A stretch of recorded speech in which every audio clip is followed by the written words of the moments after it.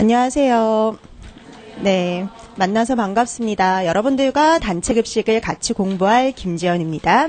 자, 여러분들 오늘 이제 새 책도 한번 이렇게 펴보셨죠? 여러분들 2015년이죠. 2015년 영양교사 이제 데뷔하시기 위해서 모이셨는데요. 이 클래스 같은 경우에도 되게 다양한 분이 아마 모이셨을 거예요. 지금 이제 4학년에 재학 중인 분들도 있으실 거고, 그 다음에 영양사 시험도 한번 본 분도 계실 거고, 예전에 이렇게 좀 공부를 하다가, 놓쳤다가 이제 다시 또 공부하시는 분들도 있으시고, 되게 다양하신 분들이 모이셨을 거예요. 그래서 단체 급식은 이제 기본하고, 영양교사 이제 시험 대비반은 그거 아시죠? 기본하고 심화가 따로 있는 게 아니라 같이 있습니다. 그래서 가장 기본적인 것부터 들어갈 거예요. 정말 이제 이런 것까지 설명을 해 이렇게 생각될 정도의 아주 기본적인 것부터 설명에 들어가가지고요. 그다음에 이제 그거에서 차곡차곡 쌓아가지고 그다음에 좀 더 심화적인 거. 그러니까 여러분들이 그냥 학교 다니실 적에 배우실 적에는 그냥 대충 보고 넘어가셨던 내용들도 자세히 좀 더 공부를 할 거고요. 그다음에 그거에다가 플러스 우리가 이제 심화까지 하다 보니까 이제 과정이 예전에 2개월에서 1개월이 더 늘어서 3개월 과정으로 이제 코스가 바뀌었거든요. 그러면서 조금 더 시간적 여유가 생겼기 때문에 기본적인 거, 그다음에 좀 더 깊이 들어갈 그런 심화적인 것뿐만이 아니라 여러분들이 또 이렇게 나왔을 때 어떻게 적용할 수 있는지까지 같이 볼 수가 있어요. 그러니까 계산 문제도 좀 더 다양하게 풀어볼 수 있는 그런 시간적 여유가 좀 됩니다. 자, 그래서 기본적인 거, 그다음에 심화적인 거, 그다음에 여러분들이 어떻게 적용할 수 있는지까지 좀 공부를 할 거예요.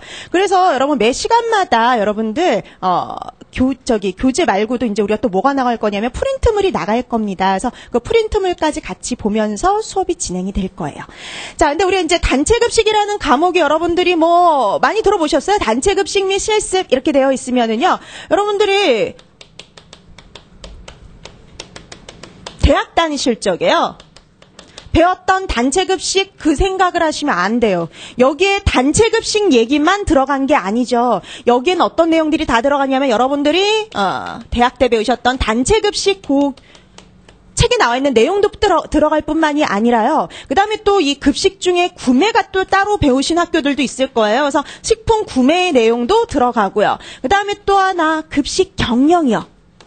경영관리. 그래서 급식 경영까지 해서 구성이 되어 있어요. 자, 그래서 단체급식 및 실습이다라고 해서 단체급식 얘기만 들어간 게 아니라 단체급식, 식품구매, 급식경영 이런 책의 내용들이 다 들어갑니다. 그러니까 생각을 해보면 책 3권의 내용이 시험 내용에 다 포함이 된다라고 생각을 하시면 돼요. 근데 어차피 식품구매 내용은 단체급식의 일부로 들어가 있습니다. 그래서 얘를 생략을 한다면 요 두 가지라고 볼 수가 있겠죠. 그래서 단체급식의 내용과 급식경영에 관련된 그 내용들이 합쳐져서 요 단체급식 및 실습이라는 요 과목을 구성하고 있다라고 생각하시면 돼요. 그래서 여러분들이 어떤 교재를 선택을 해서 좀 더 공부를 하겠다라고 하면 최소한 2가지 책은 사야 되는 거죠. 단체급식 책하고요. 그다음에 급식 경영책은 반드시 사서 따로 보실 필요가 있겠죠. 그래서 우리 교재 같은 경우에는 이제 정말 중요한 내용들, 여러분들이 반드시 봐둬야 될 내용들 위주로 구성이 되어 있어요. 그래서 여러분들이 좀 더 자세한 내용을 공부하고 싶다라고 하면 좀 더 거기다 이제 부가적인 것까지 같이 보고 싶다라고 하면은요. 단체급식이나 급식 경영책 하나를 선택을 하셔서 같이 공부해 주시면 더 좋겠죠. 그래서 항상 여러분들이 공부할 적에요. 따로따로 공부하는 것보다요. 그날 한 내용은 그날 정리하는 것이 가장 좋고요. 그다음에 또 그날 한 내용과 관련된 내용들은 다른 교재를 통해 가지고 여러분들이 같이 공부를 하시면요. 플러스 윈윈의 효과가 있습니다. 그래서 항상 미루지 마시고요. 나중에 그 미뤄서 한 번에 공부하려면 정말 어마어마한 분량이에요. 그 어마어마한 분량을 나중에 한꺼번에 다 하려고 하면은요. 과부하에 걸려요. 자, 그렇기 때문에 여러분들이 교재들은 미리미리 준비를 하셔가지고 교재 또 대학 때 쓰던 것들도 있을 거예요. 그래서 그런 것들을 활용을 하셔가지고 공부를 하시면 되는 겁니다. 자, 단체급식이나 급식 경영의 내용은 크게 많이 달라지지 않았어요. 근데 이제 이렇게 학교급식 법이라든지 이런 것들이 조금 바뀌면서, 그 다음에 영양관리 기준이 조금 바뀌면서 그렇게 바뀐 내용이 조금 첨부되었을 뿐이지, 옛날 거하고 이렇게 조금 달라진 부분은 그런 부분이지 다른 것들은 거의 달라지지 않았으니까요. 여러분들이 갖고 있는 교재를 충분히 활용하시면 될 것 같아요.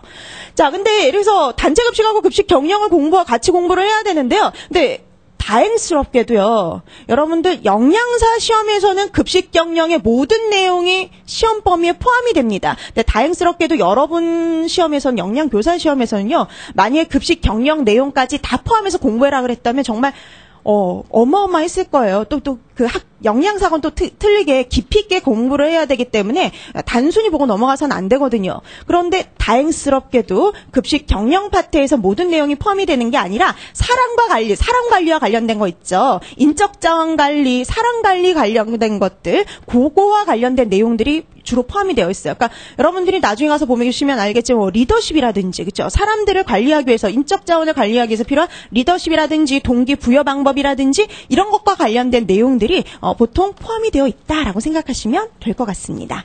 자, 그럼 이제 어떤 것들을 공부해야 될지를 뭐 대략적으로 알았어요. 교재는 이런 것들을 준비해서 같이 공부하면 좋겠다는 거. 그다음에 이제 여러분들이 특히 뭐 단체 급식 책에서도 뭐 이렇게 바이블이라고 해서 정말 꼭 이 책 그 항상 선호하는 책이 있잖아요. 뭐 이제 여러분들도 뭐 다른 카페나 이런 데 들어가셔서 보셨으면 아실 거예요. 근데 여러분 착각하시면 안 되는 거. 여태까지 모든 시험이 거기 교재에서 나왔다고 착각하시면 곤란해요. 알고 보면요. 거기 교재에서 없던 내용도 시험 문제에 나온 적이 있습니다. 그래서 출제자가 누구냐에 따라서요. 보는 책들이 달라질 수가 있고요. 그다음에 거기 없는 내용도 나올 수가 있어요. 그래서 여러분들이 반드시 맹신을 해서는 곤란을 해요. 자, 그렇기 때문에 뭐 어떤 분들은 뭐 두세 가지 책을 같이 보기도 하는데요. 그거는 이제 뭐 한두 가지 정도는 봐도 되고요. 그다음에 여러분들이 없는 내용들을 같이 모아서 공부하시면 더 좋겠죠. 그래서 그 정리하는 거, 공부하는 스타일을 정하는 건요. 여러분 자신이라고 생각하시면 됩니다. 근데 항상 말씀드리는 건요. 그날 한 내용은 그날 정리를 하셔가지고요. 본인의 것으로 만드는 것이 가장 좋다라고 생각하시면 좋을 것 같아요. 자, 그럼 이제 단체급식 여러분들 들어가려면은요. 교재를 딱 펴시면은요. 단체급식의 평가 영역이라고 나와 있어요. 근데 여러분 이 평가 영역은요. 이게 그 시험이 형태가 예전에 이번 시험 형태가 이제 2013년부터 달라졌잖아요. 근데 그 전에도 원래는 서답형이었다가 객관식으로 바뀌었어요. 그래서 객관식으로 출제 유형이 바뀌면서 나왔던 이게 이제 그 자료거든요. 평가 영역은 이렇게 나눠지고 그다음에 출제 비율은 이렇게 구성하겠다. 그럼 여러분들은 출제 비율은 무시하시고요. 어떤 내용들을 공부해야 되는지만 지금은 참고로 보시면 될 것 같아요.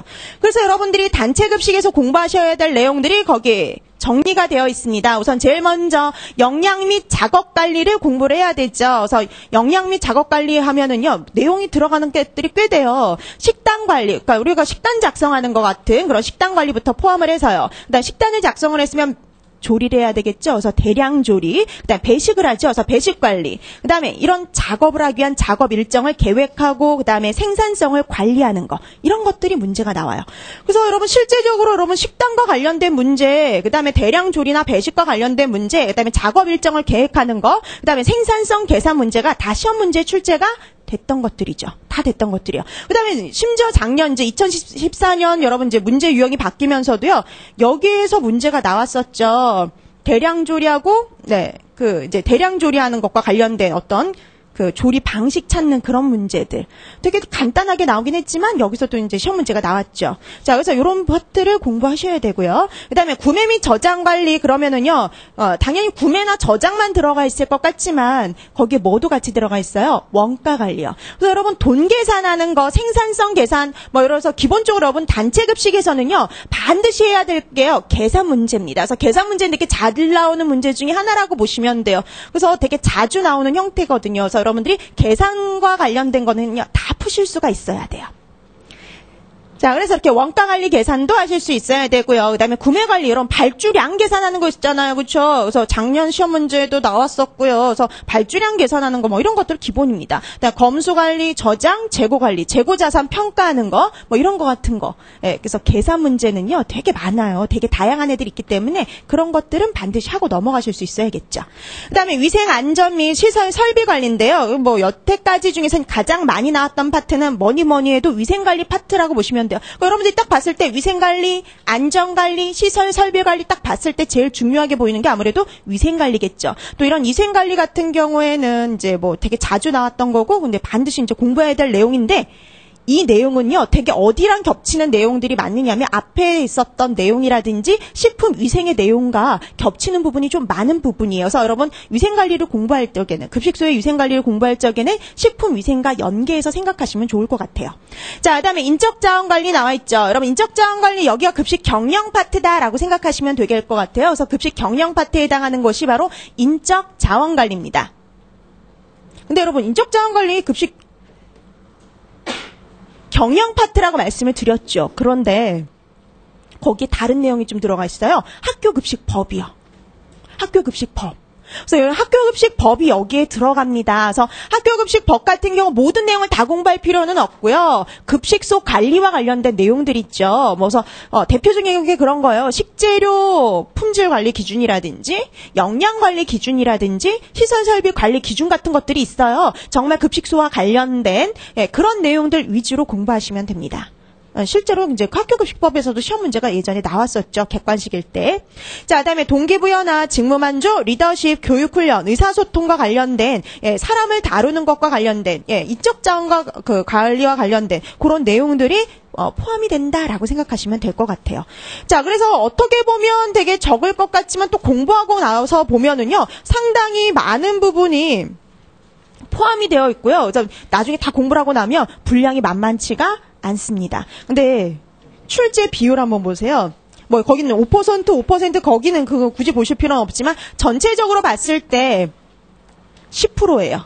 단체 급식은 10%. 여러분 전공이 몇 점 만점이에요? 80점이죠. 80점 만점 중에 10% 정도가 단체 급식이 차지한다 해서 한 8점 정도라고 보시면 될 것 같아요. 근데 이번에도 한 그 정도 차지를 하더라고요. 그래서 여러분들 뭐 작년 시험 문제 보셨죠? 1차 시험은 교육학하고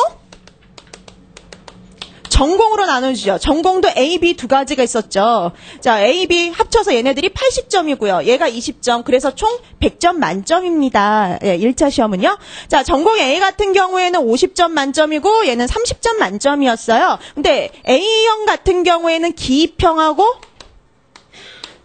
간단한 서술형 문제. 그 다음에 B형 같은 경우에는요. 서술형하고 논술형 문제였어요. 기입형은요. 각 2점이에요. 다 2점이요. 그 이상은 없어요. 기입형 무조건 2점짜리인데요. 얘네 같은 경우에는 가로놓기. 간단하게 쓰는 거. 그러니까 정말 단어 쓰는 거예요. 뭐 중앙공급식 급식체계. 뭐 이런 거. 분산조리. 이렇게 간단하게 쓰는 정말 기입형의 문제가 출제가 됐고요. 서술형은 막 장황하게 쓰는 게 아니라 뭐 장점 한 가지 쓰세요. 뭐 이런 식으로 되게 간단하게 쓰는 서술형 문제여서 보통 3점에서 5점 정도의 배점이 주어지죠. 그 다음에 논술형은요. 좀 길게 써야 될 내용인데요. 얘는 10점짜리 두 문제가 출제가 됐었죠. 그래서 보니까 그 단체 급식 같은 경우에는 기입형하고 서술형 문제가 나왔었고요. 그 다음에 논술형에서 약간 위생하고 접목을 시켜서 시험 문제가 출제가 됐어요. 그래서 제가 아까도 얘기를 했죠. 위생관리 파트 내용이라든지 뭐 이런 내용 같은 경우에는 또 식품위생하고 접목시키기도 되게 좋아요. 자, 그러다 보니까 이제 이번에는 논술형에서 식품위생하고 접목을 시켜가지고 같이 시험 문제가 조금 출제가 됐어요. 그래서 여러분 작년 시험 문제랑 예전에 서답형 문제를 한번 보세요. 오늘 나눠드렸던 프린트에 문제 유형이 나와 있죠. 자, 그 문제 유형 보세요. 옛날 서답형 문제요. 자, 옛날 서답형 문제하고 지금 현재 문제 유형은 조금 틀려졌다라고 얘기를 할 수가 있겠어요. 그래서 예전에 같은 경우는 되게 쓰는 게 많아요. 그렇죠? 쓰는 게 많아요. 근데 배점 방식 항상 똑같아요. 다 쓰면 거기 쓰는 게 총 몇 개의 란인지 보세요. 4개의 란이죠. 다 쓰면 4점인 거예요. 근데 하나라도 틀리면 이제 1점씩 감점이 된다라고 생각하시면 돼요. 이번 시험도 마찬가지입니다. 2점짜리 같은 경우도요. 보통 2개 쓰는 게 많아요. 그래서 2개 다 쓰면 2점, 하나만 쓰면 1점 이런 식으로요. 자, 그다음에 19번, 20번 문제를 보면 마찬가지라 보시면 돼요. 그래서 그러니까는 예전에 그 2008년 그 시험 문제 거기에서는요. 여기 시험에서는 딱 보면 19번, 20번을 보면은요. 배점이 좀 높았죠. 4점짜리로. 예, 4점짜리로 이제 배점이 높았다면 이걸 이제 두 가지로 분류했다라고 보시면 돼요. 이번 시험은 기입형하고 서술형하고 나눠가지고요. 2점짜리와 4점짜리, 뭐 3, 4점짜리로 배점이 나눠졌다라고 생각하시면 될 것 같습니다. 그래서 이번에 나왔던 기입형 문제 보세요. 14번, 15번 문제가 기입형 문제거든요. 1페이지. 그래서 여러분 거기 이거 같은 경우 이제 나중에 다 공부를 하실 건데 문제 유형만 한번 보세요. 거기 보니까 이렇게 되어 있죠. 마지막에 쓰는 게 발주한 날짜와 그 시점의 발주량을 계산하세요. 그래서 2개를 다 쓰면 2점짜리가 되는 겁니다. 그래서 이렇게 딱 기입형은요. 정말 딱딱딱 떨어지는 답을 작성하도록 되어 있고요. 그냥 정말 단순하게 그냥 단어만 쓰면 아니면 계산한 값을 쓰면 끝나는 문제라고 생각하시면 돼요. 15번 문제도 마찬가지죠. 얘 같은 경우도 두 가지를 쓰도록 했고요. 2점을 배점을 했어요. 그래서 두 가지를 다 쓰면 2점. 보통 대다수의 그 문제 유형이 이런 식으로 기입형은 구성이 되어 있어요. 아니면 가로 넣기 문제예요. 자, 그다음에 뒷장에 넘기면 뒷장에 6번 문제가 서술형 문제라고 보시면 돼요. 근데 여러분 서술형 문제라고 해서 되게 어렵거나 그렇지 않아요. 절대. 거기 한번 보시면 이렇게 되어 있죠. 기억의 저장 원칙은 무엇인지 쓰고요. 밑줄 친 니은의 재고관리의 유형의 명칭을 쓰고 그 장점을 두 가지 써라. 이게 4점짜리인데 예전에 그 19번, 20번 문제하고 되게 유사하지 않아요? 예전 19번, 20번 문제하고 유사하게 이렇게 나오는 게 바로 서술형 문제라고 보시면 돼요. 그래서 저장 원칙 쓰고 그 다음에 관리 유형, 그러니까는 저장 원칙에 대한 원칙 쓰는 거 1점. 그 다음에 거기 누구예요? 재고관리 유형 명칭 쓰는 거 1점, 장점 두 가지 각각 1점씩. 그래서 4점짜리가 되는 겁니다. 이 문제가. 그래서 딱딱 쓰는 게 몇 가지냐에 따라서 이제 점수 배점이 조금 달라지는 거죠. 근데 문장으로 쓰면 서술형 문제가 되는 거예요. 그 다음에 이제 논술형 문제 한번 보세요. 자, 논술형 문제는 원래는 식품위생 문제입니다. 작년 식품위생은요, 기입형이나 서술형 문제가 하나도 출제가 안 됐어요. 네, 기입형하고 서술형 문제는 하나도 출제가 되지를 않았고요. 오로지 문제 나온 건 논술형밖에 없었어요. 논술형. 그러니까 딱 논술형 문제밖에 안 나왔어요. 10점짜리. 그래서 걔 같은 경우에도 이제 거의 뭐 배점이 비슷하게 가긴 했는데 80점 만점에까지 식품위생도 10%예요, 여러분. 10%. 예. 10%니까 10점짜리. 그래서 80점 해가지고 80점 만점이니까 원래 8점 내지 10점 정도 되는데 그래서 10점짜리에서 문제가 딱 하나 나온 겁니다. 그러니까 10점짜리 문제를 내다 보니까 서술형이나 기입형을 낼 수가 없었던 거죠. 작년에 식품위생은. 그래서 여러분 근데 거기에 식품위생의 문제만인 줄 알았더니 여러분 그 밑에 보세요. 쓰라는 게 더 있었어요. 식중독뿐만이 아니라 급식 생산성을 계산하라고요. 그러니까 여러분 계산 문제 나온다 그랬죠. 그래서 급식 생산성을 계산하는 문제가 이렇게 출제가 됐었어요, 작년에. 그 다음에 그뿐만이 아니라 그 밑에를 보면은요, 위생관리 개념을 적용을 해서 세 가지 메뉴의 조리 공정의 차이를 비교해서 설명할 것. 이건 또 이제 그런, 조리라든지 위생관리 파트, 급식이 그런 파트하고 또 연계가 될 수 있는 부분이거든요. 그래서 이렇게 알고 모르게, 이런 이 논술형 문제는 위생과 단체 급식이 접목이 되어서 나온 문제였다라고 보시면 돼요. 그래서 이렇게 여러분들이 보면은 그냥 뭐 단순히 기입형이라든지 서술형 같은 경우 이제 단독으로 문제가 나와요. 그 과목별로. 근데 논술형 같은 경우에는 과목이 접목이 돼서 시험 문제가 나올 수도 있다라는 걸 생각을 해두시면 될 것 같습니다. 자, 그럼 이제 우리가 이렇게 단체 급식이 이제 대체적으로 이제 어떻게 시험 문제가 나올지, 그러니까 뭐 여러분 앞으로 이제 이런 형태의 문제들이 계속적으로 출제가 될 거라 보시면 돼서 한번 시험을 보게 되면요, 이제 뭐 어떤 형태의 유형의 문제가 나오는지를 이렇게 이제 나름 이제 생각을 할 수가 있는데 문제는 간단해요. 그리고 작년 문제는 되게 쉬웠어요. 근데 올해 시험 문제도 쉬울 거라고 착각하시면 안 돼요. 왜냐면 처음 객관식에서 뭐예요? 서답형으로 바뀌었죠. 기입형하고 선술형, 논술형으로 처음으로 바뀐 해입니다. 그렇기 때문에 문제가 약간 쉬울 수는 있어요.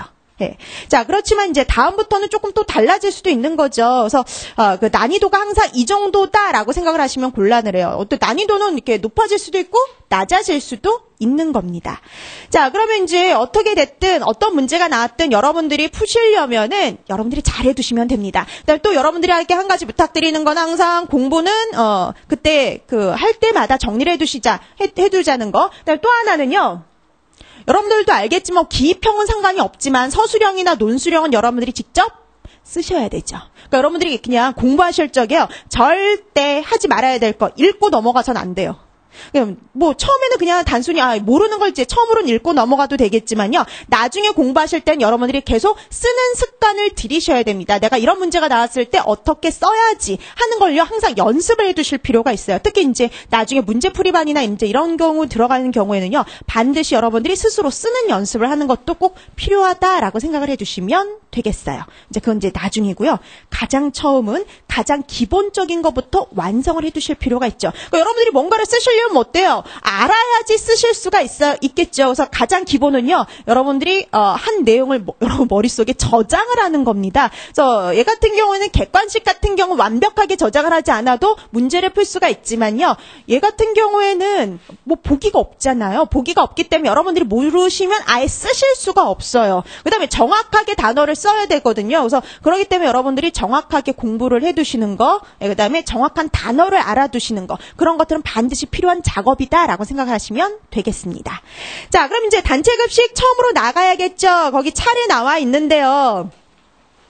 자, 단체급식의 차례를 보시면은요, 챕터 1은 단체급식의 개요예요. 자, 단체급식이 뭐다라고 얘기를 해주는 파트이고요. 얘 같은 경우 이제 우리가 단체급식을 공부하면서 기본적으로 여러분들이 알아야 될 단어라든지 아니면 이제 우리가 그 공부하는데 도움이 될 만한 내용들이 이 단체급식의 개요에 들어가 있다라고 보시면 돼요. 작년 시험 문제 중에서 기입형에 그 급식 책에 쓰는 문제가 나왔었죠. 뭐 이건 모르실 분은 없겠지만 그런 단체급식의 개요도요.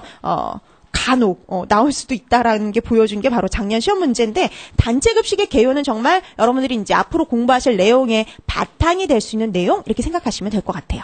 자, 그다음에 이제 챕터 2부터 챕터 4까지는 아까 영양 및 작업 관리에 나왔던 내용들이거든요. 영양 관리, 생산, 그러니까 뭐 조리라든지 배식 관리, 그다음에 급식 작업 관리에서 작업 일정을 계획하고 생산성을 관리하는 그런 내용들이 들어간 것들이죠. 그다음에 구매랑 원가 관리가 아까 두 번째 영역에 있었죠. 그래서 구매, 저장 관리 관련된 내용들. 그다음에 챕터 7에 가면 위생 안전 시설 설비 관리가 다 묶여져 있죠. 그래서 솔직히 위생 안전 시설 설비 관리는 그렇게 어렵진 않아요. 그래서 뭐 이렇게 읽어보실 내용들이 대다수고요. 그다음에 이제 뭐 수치라든지 이런 것들만 따로 좀 기억을 해둘 것들이 좀 있고요. 이 부분은 이렇게 다른 것들과 좀 겹치는 부분이 많다라고 생각하시면 돼요. 그다음에 챕터 8에 가면 이제 인적 자원 관리 급식 경영 파트가 나오게 됩니다. 그래서 여러분들은 특히 이제 그 학교급식법이 조금 바뀐 내용들이 좀 있어요. 예. 뭐 표시해야 될 거라든지 뭐 이런 것들이 좀 바뀐 내용들이 있으니까 이제 바뀐 내용들 위주로 학교급식법은 조금 봐두시면 되겠고요. 그다음에 인적자원관리 급식 경영 파트잖아요. 이 파트가 참 공부하기가 좀 제일 까다로워요. 앞에 단체급식 같은 경우 그래도 조금 나은 편이거든요. 뭐 여러분들이 현장 실습도 가고 그다음에 뭐 계산하는 거고 이런 거에서 오히려 쉽고요. 급식 경영 파트에 관련된 내용들이 조금 또 이렇게 쉽지는 않다라고 생각하시면 될 것 같아요. 자, 그렇게 해서 이렇게 단체급식이 구성이 되어 있다라고 보시면 되겠습니다. 그래서 오늘은 첫 시간이니까요. 가장 기본이 되는 누구부터 들어가냐면요. 단체급식의 개요부터 들어갑니다. 여러분 책 5페이지가 되겠죠. 자, 여러분 책 5페이지 단체급식의 개요부터 들어갑니다. 자, 그럼 여러분 단체급식 4개가 나오는데요. 여러분 뭐 단체급식의 그 개요에서 제일 먼저 나오는 건요. 단체급식의 정의라고 보시면 돼요. 여러분 정의를 달달달 외워두실 필요는 없어요. 정의를 달달달 외워두실 필요는 없지만 단체급식이 뭐구나라는 개념은 갖고 가시면 되는 겁니다. 자, 그럼 여러분 단체급식 하면은요. 예전에는 영리를 목적으로 하지 않고, 여러분 영리를 목적으로 하지 않는다 이런 게 꼭 반드시 들어가죠. 근데 여러분 생각을 한번 해보세요. 위탁급식을 하게 되면 어떻게 돼요? 위탁급식 업체는 영리를 목적으로 하죠. 그래서 알고 보면은요, 이제 단체급식 이런 말을 쓰기보다는 이런 말을 더 많이 쓰죠. 급식산업이요. 급식산업이라는 말을 더 잘 씁니다. 여러분 급식산업 얘도요. 서비스의 일종이에요. 그래서 서비스 산업의 일종, 환대 산업의 일종이라고 볼 수가 있는데요. 이런 급식산업은 크게 두 가지로 나눌 수가 있어요. 영리를 목적으로 하느냐 하지 않느냐에 따라서요. 그래서 영리를 목적으로 하지 않는 비상업적 급식에 해당하는 게 우리가 알고 있는 단체급식 파트라고 볼 수가 있고요. 그 다음에 영리를 목적으로 하는 애가 있죠. 영리를 목적으로 하는 상업적인 외식산업, 외식업이 있어요. 자, 수업 전에는 꼭 확인을 하세요. 자, 그래서 단체급식하고 이렇게 외식업 두 가지로 나눌 수가 있는데 예전에는 얘네들이요, 확실히 이렇게 구분이 됐어요. 하나는 영리를 목적으로 하고 하나는 영리를 목적으로 하지 않으니까요. 뚜렷이 구분이 됐어요. 근데 여러분 생각해보니까 위탁급식 업체가 들어서면서 위탁급식도 영리를 뭐로 해요? 목적으로 하죠. 영리를 목적으로 하다 보니까 뭐 하는 부분이 생겼냐면 이렇게 겹치는 부분이 생겼어요. 그 다음에 여러분 요즘에 들어서 옛날에는 일반 음식점하고요. 보통 이제 외식업 하면은 일반 음식점, 뭐 휴게 음식점, 뭐 이런데 호텔, 레스토랑 이런 데가 해당이 되죠. 그런 데하고 여러분 학교 급식소, 산업체 급식소, 뭐 이런데 급식소를 한번 생각을 해보세요. 되게 분위기도 달랐고 서비스도 달랐죠. 근데 요즘에 많이 달라졌잖아요. 식당도 상당히 좋아지고 일반 음식점처럼 레스토랑처럼 좋아진 것도 많아지고요. 그다음에 서비스도 상당히 좋아졌죠. 그래서 이익 창출이라든지 서비스와 관련된 부분들이 많이 겹치면서요. 점점점 겹치는 부분이 늘어나고 있는 추세라고 생각하시면 됩니다. 자, 그럼 이렇게 원래는 단체 급식 중에도요. 영리를 목적으로 하는 부분이 분명히 있긴 있어요. 하지만 아직까지 우리가 정의를 내릴 적에는요. 단체 급식은 영리를 목적으로 하지 않는다라는 말을 씁니다. 자, 그래서 여러분 거기 책에 보니까 이렇게 되어 있죠. 영리를 목적으로 하지 않고 특정 다수인을 대상으로 계속적으로 식사를 제공하는 걸 뭐라고 그러냐면 단체 급식 이렇게 얘기를 하고요. 그런 식사를 제공하는 장소는 단체 급식소 이런 말을 쓰죠. 그래서 여러분 포인트가 되는 내용이 있어요. 그래서 나중에도 이제 이용해 먹을 수 있는 단어의 내용들인데요. 포인트가 되는 내용인데요. 단체 급식이라는 건 우선 어때야 되냐면요. 영리를 목적으로 하지 않습니다. 비영리요.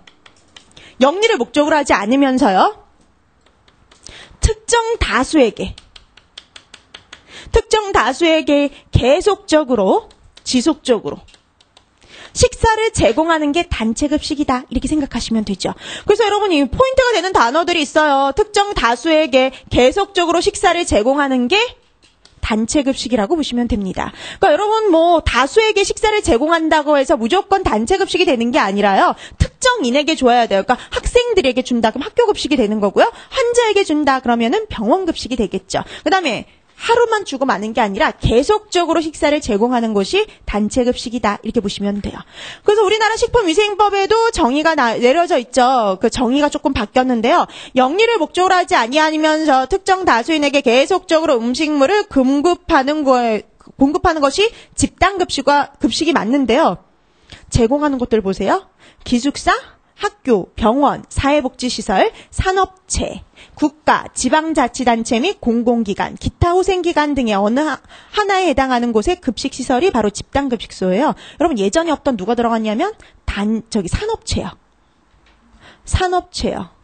여러분 예전엔 산업체는 들어가지 않았습니다. 그래서 여러분 산업체에서는요 영양사를 두지 않아도 상관이 없었어요. 자율이에 맡겼거든요. 근데 이제는 바뀌었어요, 법이. 산업체도 반드시 영양사를 둬야 되는 것 중에 하나입니다. 그래서 집단급식소에도 산업체가 포함이 돼요.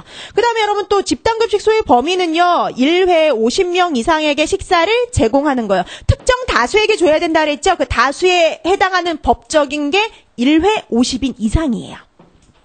그럼 이거네요. 집단급식이라는 건 영리를 목적으로 하지 않으면서 특정 다수에게 계속적으로 식사를 제공하는 것이고요. 보통 그렇게 식사를 제공하는 집단급식소가 되는 곳이 바로 이런 곳들이죠. 기숙사학교, 병원, 산업체 이런 곳들이고요. 여기에는 반드시 누굴 둬야 돼요? 영양사를 둬야 됩니다. 근데 단 1회 몇 명 이상요? 50인 이상에게 식사를 제공할 경우. 그렇죠? 자, 그래서 집단급식소라는 건 무조건 되는 게 아니라 기숙사학교, 병원, 산업체, 사회복지시설 중에서 1회 50명 이상에게 식사를 제공하는 곳, 여기가 바로 집단급식소가 되고요. 그런 곳에서는 영양사를 두어야 된다. 이렇게 보시면 되는 거죠. 자, 그래서 단체급식이 어떤 의미인지 여러분들이 파악을 해두시면 되는데 달달달 외우실 필요는 없어요. 이런 단체급식의 정의를 써라 이런 문제가 나올 리가 없으니까요. 근데 나중에 영양관리나 이런 파트에 가면은요, 어떤 단체급식이 어떤 의미가 연결이 되는 파트들이 있어요. 그렇기 때문에 여러분들이 단체급식이 어떤 것이다라는 것 정도, 그거 정도는 의미를 파악을 해주시면 될 것 같습니다. 자, 그다음에 의의가 나와 있는데요. 단체급식의 의의, 단체급식의 의의 정도는 그냥 읽고 넘어가시면 돼요. 여러분, 우리가 단체급식을 하게 되면은요. 균형 잡힌 식사를 제공을 하게 되는 거죠. 자, 이런 영양적으로 이제 균형 잡힌 식사를 제공함으로써 국민 영양을 뭐 할 수 있을까요? 개선할 수가 있고요. 영양이 개선이 되니까 건강 증진에 기여를 할 수가 있죠. 그 다음에 자원의 효율적, 경제적 활용에 기여를 할 수도 있어요. 여러분, 요즘에는 학생들이 도시락을 싸가지고 다니지 않죠. 모두 다 학교급식을 시행을 하고 있어요. 그 학교급식을 시행함으로써 학부모의 그런 부담이 어떻게 됐을까요? 줄어들고 아예 없어졌죠. 해소가 돼버렸어요. 그 도시락을 매번 싸야 된다는 그런 심리적인 압박감. 그 다음에 또 시간을 투자해야 된다는 그런 것들이 다 해소가 돼버렸죠. 그 다음에 한 번에 집단적으로 대량 생산을 해요. 대량 생산을 하면, 대량 구매, 대량 생산. 이것이 가능함으로써, 그 다음에 또 전문가가 하죠. 전문가가 식단을 작성을 해서 대량 구매, 대량 생산을 해서 배식을 합니다. 그러면서 이제 우리가 시간이라든지 자원을 효율적으로 활용할 수가 있게 된 거죠. 자, 그 다음에 사회복지에 기여도 하죠. 그 다음에 뭐 아동복지시설, 노인복지시설 생각을 해보세요. 스스로 식사를 준비할 수 없는 사람들에게 식사를 제공함으로써요. 사회복지에도 기여를 할 수가 있죠. 자, 이런 것들이 바로 단체급식의 의의라고 볼 수가 있습니다. 자, 그 다음에 이제 단체급식의 전 과정이 소개가 되었는데요. 우리가 바로 이제 공부할 내용들이 다 여기에 들어가요. 그래서 단체급식에 해당하는 내용이 바로 그겁니다. 우리가 식수를 파악을 해서 영양을 계획해서 식단을 작성하고서 식단 관리 배우죠. 그 다음에 식단을 작성했으면 식품을 뭐 해야 될까요? 구매해야 되고요. 그 다음에 식품을 구매했으면 그 다음에 뭐 해야 되냐면 검수를 해야 되고요. 그 다음에 검수하고, 그 다음에 저장 관리를 해야 되죠. 저장, 재고 관리를 해야 됩니다. 그런 것들이 다 영양사의 업무에 들어가요. 자, 그 다음에 식품 준비를 한다. 전처리하는 거죠. 전처리, 조리. 그래서 여러분, 전처리나 조리는 여러분들이 직접 하시는 건 아니고, 감독을 하겠죠. 그래서 전처리나 조리, 감독을 하고, 그 다음에 배식을 하고, 그 다음에 제공을 하는 거죠. 그래서 배식하는 거 이것도 여러분들이 직접 하는 건 아니고 배식 관리를 하겠죠. 관리 감독을 합니다. 자, 이게 바로 단체급식의 전 과정이고요. 여러분들이 배워야 할 내용들이 다 여기에 포함이 되어 있다라고 보시면 되는 거예요. 자, 이런 단체급식의 목적이 있겠죠. 단체급식을 왜 하냐? 그 목적이 소개가 되어 있는데요. 목적 한번 보세요. 근데 여러분 목표 같은 경우도 별거 없어요. 여러분 식단 작성하죠. 식단을 작성함으로써 어떤 점이 좋으냐면 영양학적으로 균형 잡힌 식사를 제공할 수 있어요. 그게 바로 단체급식의 목표도 될 수 있는 거죠. 그래서 영양 섭취 기준을 만족시키는 식사를 제공함으로써 급식 대상자의 영양을 확보하고 건강 증진을 도모할 수 있어요. 그래서 어떤 급식소나 공통이라 보시면 돼요. 학교 급식이 됐든 병원 급식이 됐든 산업체 급식이 됐든요. 공통적으로 가져갈 수 있는 목적이라고 보시면 돼요.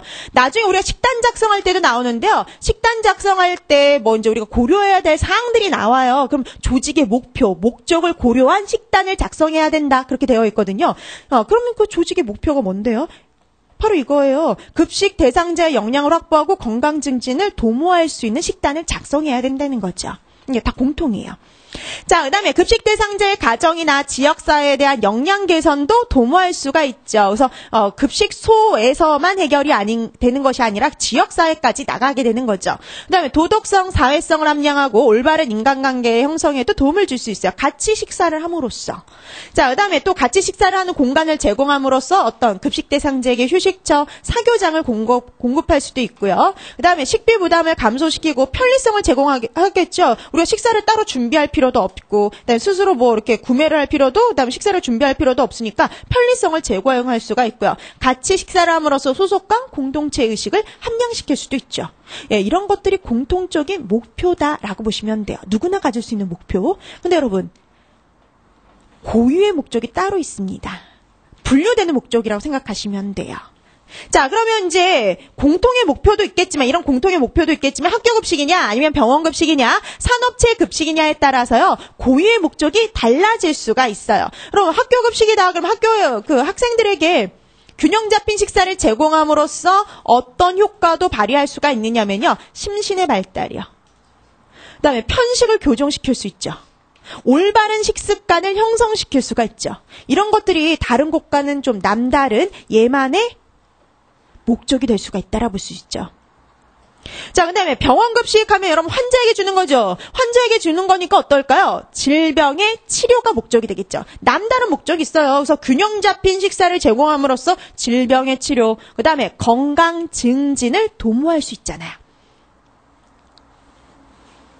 그럼 산업체면 또 틀려지죠. 자, 산업체 같은 경우에는 균형 잡힌 식사를 제공함으로써 뭘 올릴 수가 있냐면요, 생산성이요. 예. 자, 그래서 생산성을 향상시킨다든지 복리후생의 목적으로 단체 급식을 시행을 하고 있죠. 그래서 산업체 급식 같은 경우에는 회사에서 뭘 내주고 있어요. 그 식대비를 내주고 있죠. 그래서 복리후생의 목적으로 시행을 하기도 합니다. 자, 이렇게 해서 단체급식 소별 고유의 목적을 좀 봤어요. 그러니까 공통의 목표도 있지만 이렇게 각각의 남다른 목표도 갖고 있죠. 그래서 식단을 작성을 할 적에는 나중에 연계가 되겠지만 식단을 작성할 적에는 이렇게 조직의 목적에 적당한 메뉴를 작성할 필요가 있습니다. 자, 그래서 이렇게 단체급식의 목표가 될 수 있는 게 뭐냐 한번 생각을 해보시면 되는 거죠. 근데 뭐 학교급식의 뭐 목표가 되는 것도 뭐 별거 아니에요. 그래서 학생들이니까 어떤 심신의 발달이라든지 편식 교정 같은 내용이 들어갈 수가 있는 거죠. 그러니까 환자를 대상으로 한 병원이니까 질병의 치료, 건강 증진이 들어가는 거고요. 산업체니까 일을 시켜야 되잖아요. 그래서 생산성 향상, 뭐 이렇게 복리후생의 목적으로 시행이 될 수가 있구나라고 생각을 하시면 될 것 같습니다. 자, 그래서 단체급식의 목표는 뭐 기본적인 내용들이 이런 것이다. 라고 생각을 하시면 될 것 같아요. 자, 그 다음에 급식소나 급식이라는 것을 봤으면 그 다음에 이제 뭐가 나오냐면요.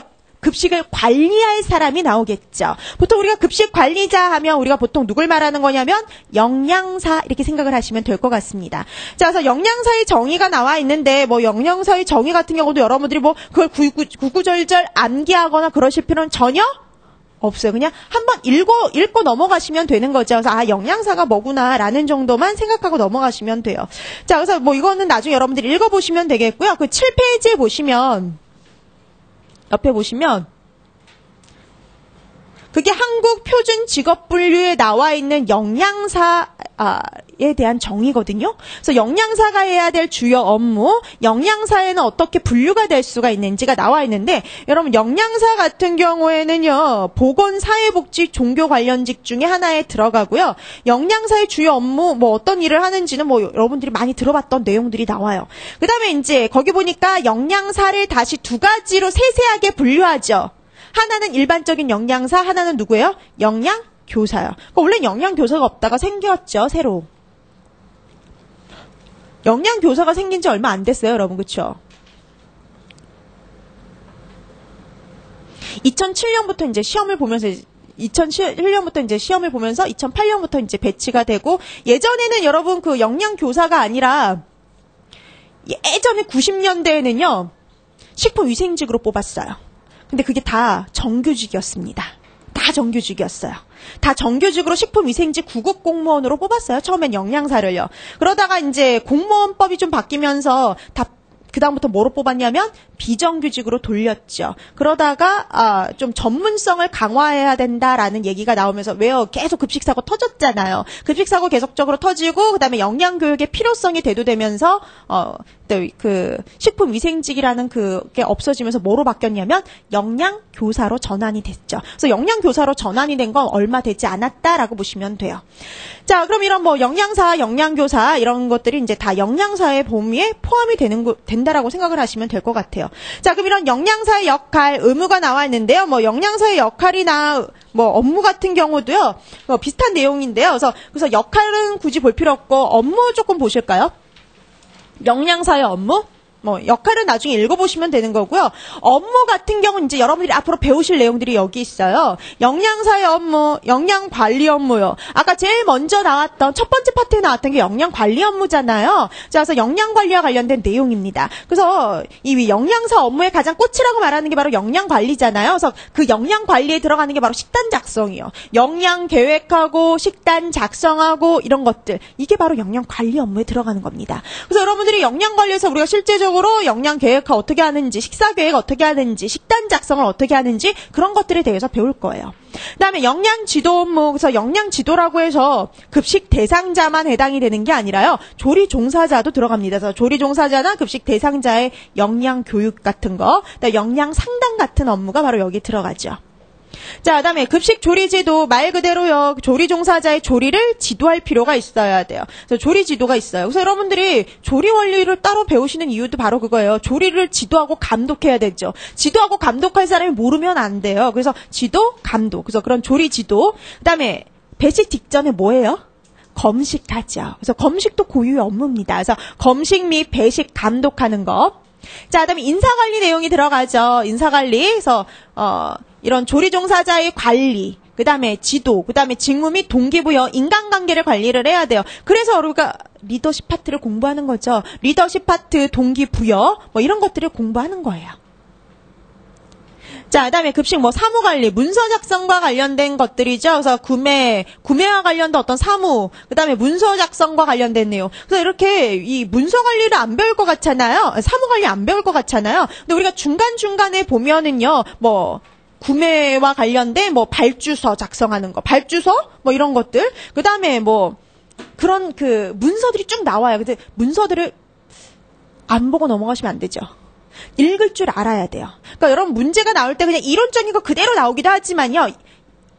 문제가 응용되어서 나오기도 해서 뭐 발주서가 주어진다든지 뭐 이런 것들이 주어지면서 거기와 관련된 사항을 여러분들이 해석할 수 있는지와 관련된 문제들이 충분히 나올 수가 있으니까요. 그럼 문서와 관련된 것들도 꼭 보고 넘어가셔야 됩니다. 자, 그다음에 또 보니까 뭐 구매 및 창고 관리 내용도 여기 들어가죠. 그래서 구매 및 창고 관리 같은 경우 재료를 구매를 해서 검수하고 저장하고 보존하는 것과 관련된 업무들이 여기에 들어가요. 그래서 여기는 이제 구매하고 이제 창고 관리를 또 잘해야 되기 때문에 또 여기와 관련된 여러 가지 계산 문제들이 많이 나온다라고 했죠. 그래서 그런 것들을 다 보실 필요가 있고요. 그다음 위생 관리 파트. 그래서 조리 종사자의 위생 지도나 식품 위생, 기구 시설의 위생과 관련된. 그래서 우리가 정말 위생 관리 파트는 세 가지로 나눠서 공부할 거예요. 식품, 식재료의 위생이라든지, 그다음에 조리 종사자의 위생, 개인 위생, 그다음에 기구 시설의 위생. 이렇게 세 가지 파트로 나눠서 공부합니다. 자, 그다음에 급식 시설 관리서 시설 설비 관리와 관련된 내용들도 공부하고요. 재무 관리도 공부할 거예요. 그래서 재무 관리와 관련해서 뭐 가장 기본적인 게 바로 원가를 관리하는 거죠. 자, 그다음에 급식의 효과를 판정하는 거, 여러 가지 설문조사라든지 뭐 이런 거 관련된 것들. 이런 것들이 다 영양사의 업무에 들어가는 내용이에요. 그러니까 영양사의 업무 내용이 바로 여러분들이 단체급식 시간에 여러분들이 학교 다니실 적에 단체급식 시간에 배웠던 내용들이고요. 이런 내용들이 다 여러분들이 앞으로 공부하실 내용에 포함이 되어 있다라고 생각하시면 될 것 같습니다. 자, 그다음에 현행 법령상의 영양사 나와 있죠. 현행 법령상의 영양사 아까 얘기했어요. 자, 우리가 보통 집단급식소라고 되어 있는 곳은 반드시 영양사를 둬야 됩니다. 근데 여러분 거기 보세요. 조금 바뀐 내용인데요. 집단급식소를 운영하는 사람은 영양사를 반드시 둬야 돼요. 이젠 산업체도 포함이 되죠. 산업체를 포함한 집단급식소 운영자는요. 영양사를 반드시 둬야 되는데요. 이런 경우는 제외돼요. 뭐 1번, 3번은 뭐 운영자가 영양사 자격증 있는 경우는 뭐 따로 둘 필요는 없고요. 근데 조리사가 영양사 자격증을 갖고 있는 경우, 예, 이거 새로 생겼는데요. 왜냐면 요즘에는 이제 조리사 분들 중에 영양사를 또 공부하셔가지고 영양사를 따시는 분들도 있어요. 그런 경우에 또 영양사를 따로 둘 필요가 없죠. 자, 그 다음에 여러분, 이런 경우도 제외돼요. 1회 급식 인원이 100명 미만인 산업체 급식이요. 그러니까 여러분, 산업체도 이제 자율해서 반드시 의무적으로 고용해야 되는 곳인데, 여기는 50인 이상이 아니라 얼마 이상이냐면 100인 이상이에요. 여기만. 다른 곳 학교라든지 아니면 뭐 병원이라든지 여기는 50인 이상이면 반드시 둬야 되는데요. 산업체만 100인 이상이라고 보시면 됩니다.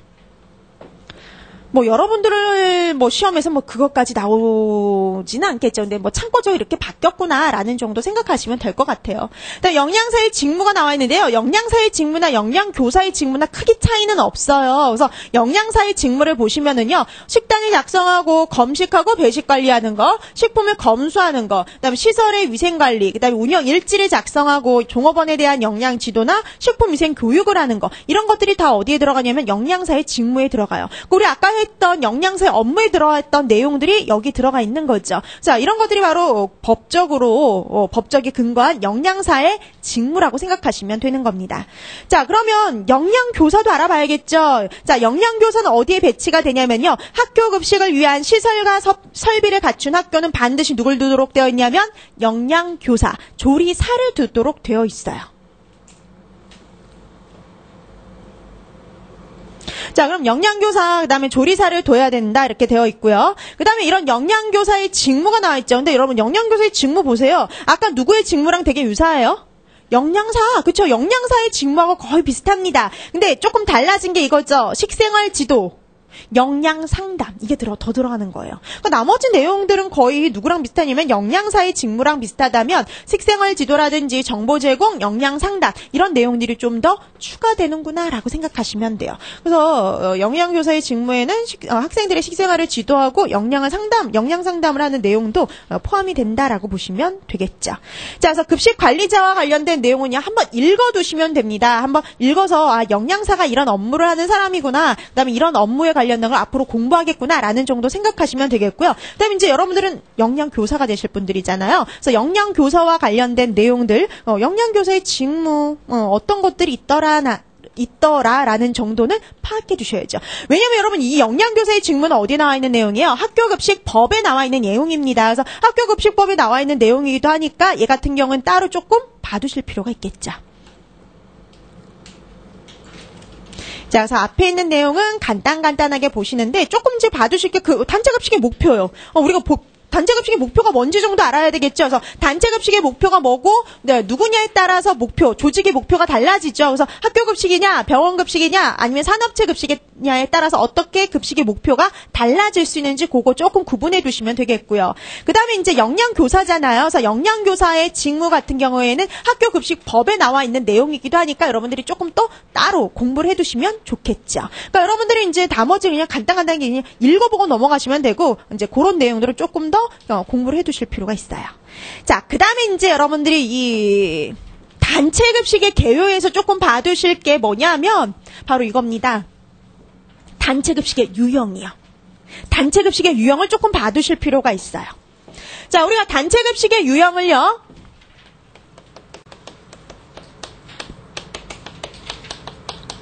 세 가지로 나눠서 살펴볼 거예요. 자, 첫 번째 뭘 알아볼 거냐면요. 급식 체계별이요. 급식 체계별 유형을 알아볼 거예요. 여러분들이 잘 알고 있는 중앙공급식이냐? 네, 아니면은 전통적 급식 체계냐, 조리 저장식이냐 이렇게 분류하는 거죠. 그걸 바로 급식 체계별 유형이라고 하는데 분류라고 하는데 그런 급식 체계별 유형을 살펴볼 거고요. 그다음에 두 번째 뭐 알아볼 거냐면 급식 대상별. 급식 대상별 유형을 살펴볼 거예요. 그래서 급식 대상이 누구냐에 따라서 나눠지는 거죠. 학생이 대상이면 학교급식, 환자면 병원급식 이런 식으로 해서 급식 대상별로. 그래서 그 급식 대상별로 나눴을 때 특히 여러분들이 조금 봐두실 게 학교급식과 관련된 사항들이겠죠. 자, 그 다음에 마지막 운영 형태별로. 자, 운영을 어떻게 하느냐, 직접 운영하느냐, 아니면 누구에게 맡기느냐, 그러니까 직영이냐, 위탁이냐, 이게 기본이죠. 예, 그런 운영 형태별로 구분해서 공부를 할 겁니다. 자, 그래서 여러분들이 얘네 같은 경우에는 이제 다른 애들보다 조금 더 공부해 두실 필요가 있죠. 학교급식이 어떻게 운영이 되는지 알아야 되니까. 그다음 학교급식이 요즘에는 직영하고 위탁 중에 어떤 형태로 많이 바뀌었냐면, 직영의 형태로 많이 바뀌었죠. 그럼 직영과 위탁에 그럼 어떤 차이가 있는지. 자, 그다음에 급식 체계별로 따졌을 때 학교 급식은 뭐에 많이 해당이 되냐면 거의 대다수가 전통적 급식 체계에 해당하는 경우가 대다수입니다. 그다음에 일부가 이제 중앙 공급식이죠. 자, 그래서 이렇게 전통적 급식 체계 어떤 형태인지, 중앙 공급식이 어떤 형태인지, 어떤 장단점이 있는지 그런 것들을 조금 파악해 두실 필요가 있죠. 뒤에를 공부하는 데 도움이 돼요. 자, 그다음에 급식 대상별은 이제 말 그대로 대상별로 나눈 거죠. 학생이 대상이냐, 환자가 대상이냐, 회사에서 일하는 사람이 대상이냐. 근데 그 중에서도 여러분들이 우리가 이제 앞으로 할 것과 이제 공부와 관련된 학교 급식에 대해서는 조금 읽어두시면 되는 거예요. 그럼 여기에서 이제 조금 봐두고 급식 체계별, 운영 형태별 내용들을 조금 파악을 해두시면 되겠죠. 자, 그래서 먼저 급식 체계별 유형부터 들어갑니다. 자, 우리가 급식 체계별 유형 제일 먼저 나오는 게 누구냐면 전통적 급식 체계예요. 자, 여러분 전통적 급식 체계.